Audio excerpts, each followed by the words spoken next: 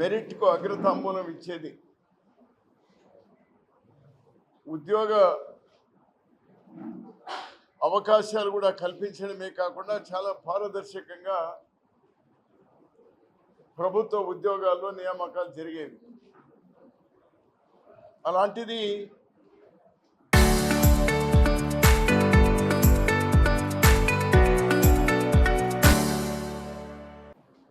ఒక పద్ధతి ప్రకారం గత 12 సంవత్సరాలుగా విద్యా వ్యవస్థను ఎంత హీనస్థితికి దిగజార్చినారంటే చివరికి ఈరోజు విద్యార్థులు, యువకులు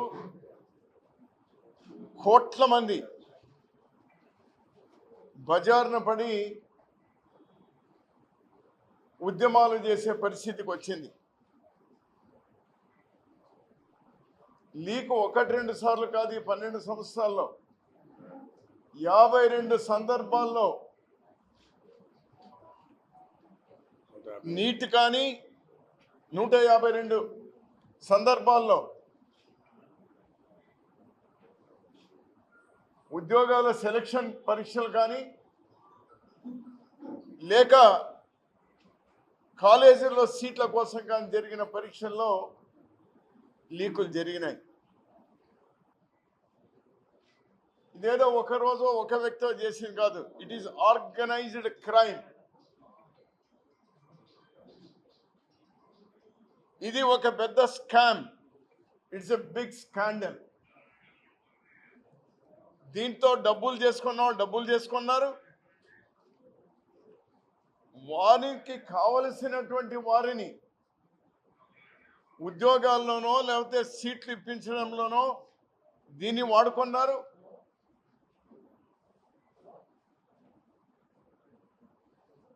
ఇది తీవ్ర స్థాయికి వచ్చినప్పుడు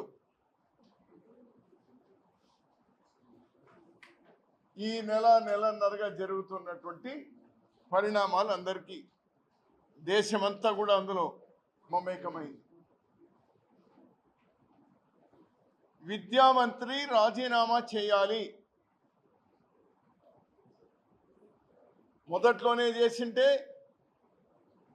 ఇన్ని ఇబ్బందులు ఉండేవి కాదు. లీకేజీలు లేకుండా చేసింటే ఆ 22 మంది ఆత్మహత్యలు చేసుకునే వాళ్ళు కాదు.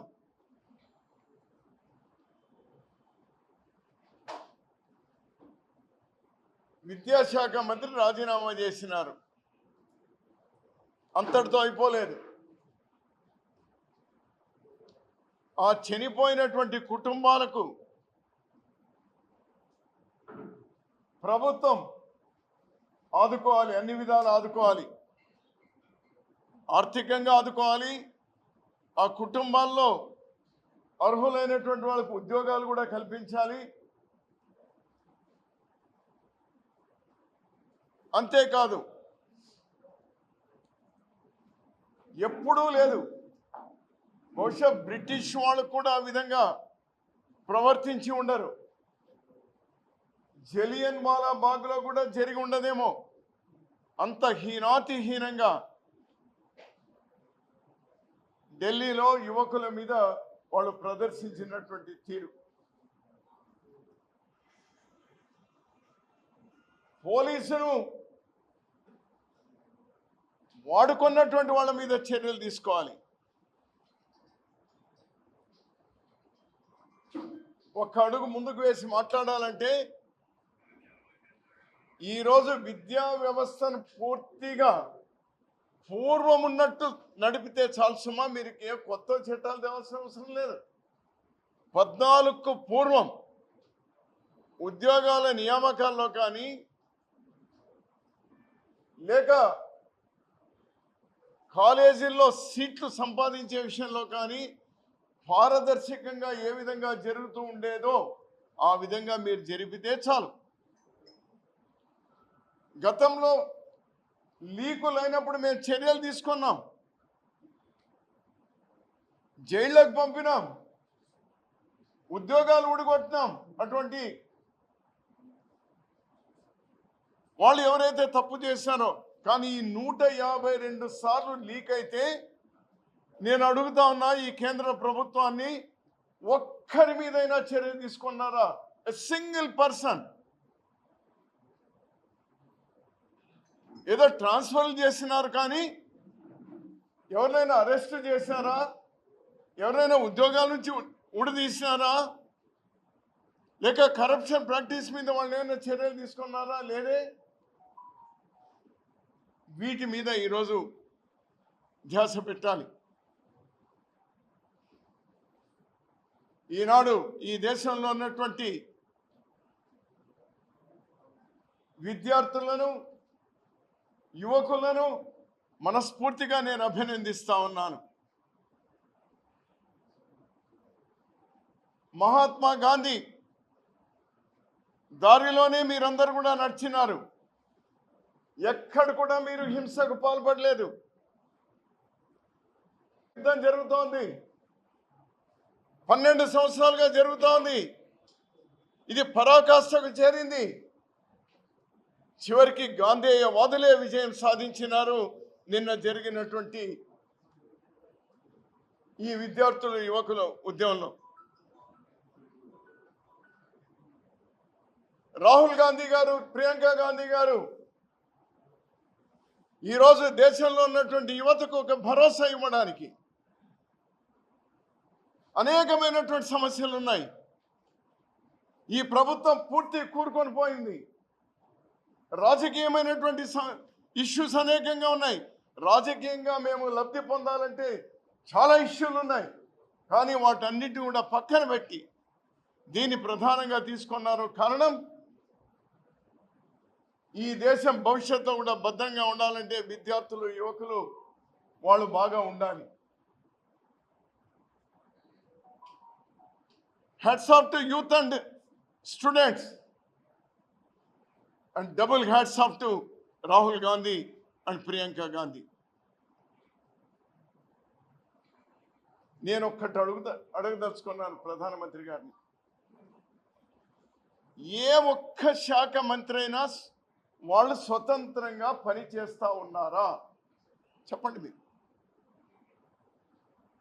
ఏ ఒక్క శాఖ అయినా, పోనీ ఏ ఒక్క మంత్రిత్వ శాఖలో అయినా కూడా వైఫల్యాలు లేకుండా విజయవంతంగా నడుస్తూ ఉన్నాయా?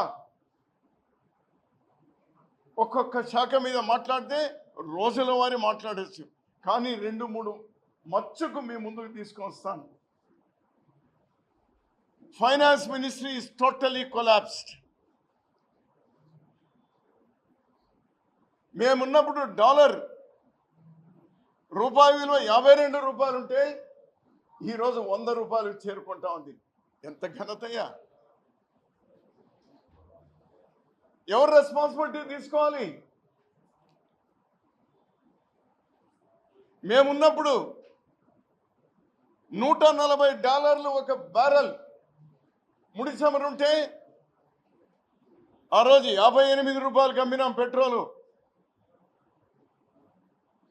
ఈరోజు అదే చమురు $70 అయితే ఎంతకు అమ్ముతా ఉన్నారు మీరు? 100 రూపాయలు దాటిపోయింది. ఎవరిని? పెట్రోలియం శాఖ మంత్రి అన్నానా? ప్రధాని గారు మీద బాధ్యత ఎవరిది? బాధ్యత కామర్స్ అండ్ ఇండస్ట్రీస్ మినిస్టర్. ఏం జరిగింది? మా రైతులందరినీ కూడా ఈరోజు అమెరికాకు తాకట్టు పెట్టినారు. ఎవరిని అనాలి? ఎవరు బాధ్యత తీసుకోవాలి? ఈరోజు agriculture is the last priority. It is not in the priority list of government of India. Last priority. MSP, చివరికి ఎంఎస్పి ఇవ్వలేనటువంటి పరిస్థితి. ఎవరిని అనాలి? చివరికి ఆ కూలీలు, రూరల్ డెవలప్మెంట్ మినిస్ట్రీ, ఆ కూలీలు నోర్లు కూడా కొట్టి ఎవరి ఊర్లో వాళ్ళు 4 రూపాయలు సంపాదించుకొని గౌరవంగా జీవనం చేస్తూ ఉంటే ఈరోజు మహాత్మా గాంధీ జాతీయ గ్రామీణ ఉపాధి హామీ పథకాన్ని కూడా తూట్లు పడిస్తారు. ఎవరిని అనాలి? పహల్గాం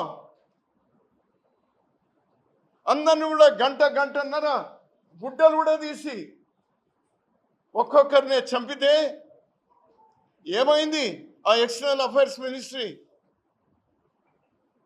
ఏమైంది ఆ డిఫెన్స్ మినిస్ట్రీ? ఎవరిననాలి ఇప్పుడు? ఒక్క శాఖ అంటే ఒక్క శాఖ, ఒక్క మినిస్ట్రీ అంటే ఒక్క మినిస్ట్రీ. మీరు మేలు చెప్పుకోగలిగింది ఒక్కటి ఉందా? ఎవరిది బాధ్యత? ప్రతి ఒక్కటి PMO control. Every ministry, every department is controlled by PMO. Who should take the responsibility?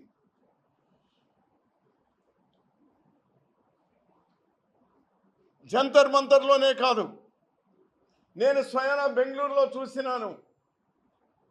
ఈ నిరుద్యోగులు యువకులు చేస్తున్నటువంటి ఆందోళనలో నేను ఒక పూట పోయినాను. నేను నేరుగా పాల్గొనకపోయినా పక్క నుండి చూసిన యువకులు విద్యార్థుల నినాదం ఏమో తెలుసా? మోడీ హటావ్ దేశ్ బచావ్. That is the slogan.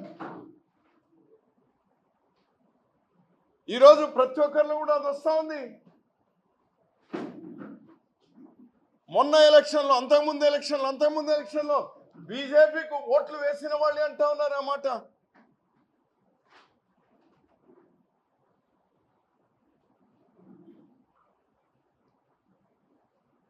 ఈరోజు ఒక్కొక్కటి పార్లమెంటులో విస్తారంగా చర్చిస్తే చివరికి ఆ దేవుడిని పేరు చెప్పుకొని మీరు పబ్బం గడిపినారే, 3 టర్ములు పబ్బం గడిపినారే, ఆ రాముడికి కూడా ద్రోహం చేసినారే. ఎవరు? Who should take the responsibility? Prime minister, principal secretary is the chairman of that committee. నిర్వహణలో ఎవరు బాధ్యత తీసుకోవాలి? ప్రధాని గారు. ఈ ఒక్కొక్కటి డిస్కస్ చేస్తూ పోతే ఎంతమంది రాజీనామా చేయాలి? నిజంగా వాళ్ళేనా బాధ్యులు? దీనికి బాధ్యత మీరు వహించాలి ప్రధాని గారు అని నేను డిమాండ్ చేస్తా ఉన్నాను. ఇది మాది కాదు, కాంగ్రెస్ పార్టీ నినాదం కాదు. నేను స్వయాన చూసిన 16 సంవత్సరాల వయసు నుంచి 80 సంవత్సరాలు వాళ్ళ తల్లులు, తండ్రులు, వాళ్ళ అవ్వలు, తాతలు అందరూ కూడా అందులో భాగస్వాములైనా నేను బెంగళూరులో స్వయాన చూసినాను. ఉదయం 11 గంటలకు పోతే సాయంత్రం 5:30 వరకు చూసిన. వందల్లో ఉన్నవాళ్ళు వేల సంఖ్యలో చీమల పుట్ట చేరినారు. వాళ్ళ డిమాండ్ ఒకటే, మోడీ హటావ్ దేశ్ బచావ్. మీకేమాత్రం ప్రజాస్వామ్యం మీద నమ్మకం ఉన్నా, ఏదైనా ఉన్నా, వీళ్ళని కాదు సాక్ చేయాల్సింది. You should get down. ఒక్కొక్కటి పార్లమెంట్లో 1 రోజు 2 రోజుల్లో ఒక్కొక్క సబ్జెక్ట్ మీద మీరు మాట్లాడుతూ పోతే మీలో ఏ ఒక్క మంత్రి కూడా ఉండలేడయ్యా. వాళ్ళు ఎందుకు బలిపశువుని చేస్తాం? You are making them scapegoats. You are responsible. The Prime Minister is responsible. Because you are controlling everything. ఎప్పుడైనా ఉందా? 67 సంవత్సరాలు కాంగ్రెస్ కానీ, చివరికి వాజ్పేయి గారు కానీ, లేదా మిగిలిన జనతా పార్టీకి సంబంధించినటువంటి మొరార్జీ దేశాయ్ గారు కానీ ఎప్పుడు కూడా ప్రైమ్ మినిస్టర్ కంట్రోల్ లేదు, ప్రైమ్ మినిస్టర్ ఆఫీస్ కంట్రోల్ లేదే. ఎవరి శాఖలు వాళ్ళు స్వచ్ఛందంగా నడిపినారే. ఈవెన్ పివి నరసింహారావు గారు ఉన్నప్పుడు కానీ, లేదా మన్మోహన్ సింగ్ గారు ఉన్నప్పుడు కానీ, ఇతర పార్టీల వాళ్ళు మంత్రులుగా ఉన్న స్వచ్ఛందంగా వాళ్ళు నడిపేటువంటి పరిస్థితి వచ్చింది. ఇప్పుడు ఎందుకు స్వతంత్రత లేదు? వీళ్ళందరూ కూడా ప్రైమ్ మినిస్టర్ ఆఫీస్ నుంచి ఏం చెప్తే అది చేయాలి తప్పితే స్వచ్ఛందంగా ఎవరు లేరు. ఇది దేశానికి మంచిది కాదు. అతిపెద్ద స్వాతంత్ర ప్రజాస్వామ్య దేశం అన్నది. This not at all good for the country. This not at all good for country. ఇంత నియంతృత్వం బయటే కాదు, పార్టీలో నియంతృత్వం, బయట నియంతృత్వం. ఈరోజు చివరికి ఏం పరిస్థితి వచ్చింది? ఒక్క దేశం అంటే ఒక్క దేశం, మన చుట్టూ ఉన్న దేశం, స్నేహంగా ఉన్న దేశం ఒక్కటి మిగిలిందా అండి? ఒక్క దేశం. ప్లీజ్ టెల్ మీ, మన చుట్టూ ఉన్న దేశంలో ఒక్క దేశమైనా మనతో స్నేహం ఉందా? పోనీ స్నేహం వద్దు, కనీసం న్యూట్రల్గా ఉన్నారా? శత్రుత్వం పెంచుకున్నారే. 70 దేశాలు తిరిగినాం, 300 రోజులు దేశాలు తిరిగినాం. ఎవరి కోసమయ్యా? ఎవరి కోసం? ఎవరు బాగుపడడానికి కోసం? చాలా వీక్ ప్రధాని అని మీరు ముద్ర వేశారు. మన్మోహన్ సింగ్ గారు ఉన్నప్పుడు మన చుట్టూ ఉన్నటువంటి అన్ని దేశాలు ఒక పాకిస్తాన్ మినహాయిస్తే అందరూ మనతో బాగున్నారే. నౌ ఈరోజు